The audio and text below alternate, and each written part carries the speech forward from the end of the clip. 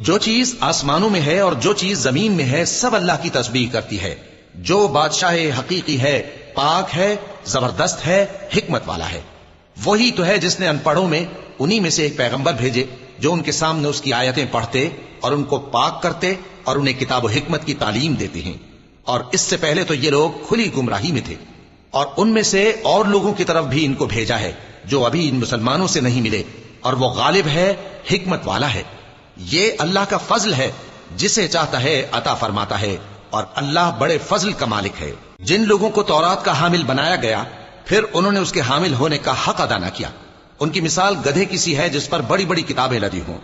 جو لوگ اللہ کی آیتوں کی تکذیب کرتے ہیں ان کی مثال بری ہے، اور اللہ ظالم لوگوں کو ہدایت نہیں دیتا. کہہ دو کہ اے یہود، اگر تم کو یہ دعویٰ ہو کہ تم ہی اللہ کے دوست ہو اور دوسرے لوگ نہیں، تو اگر تم سچے ہو تو ذرا موت کی آرزو تو کرو.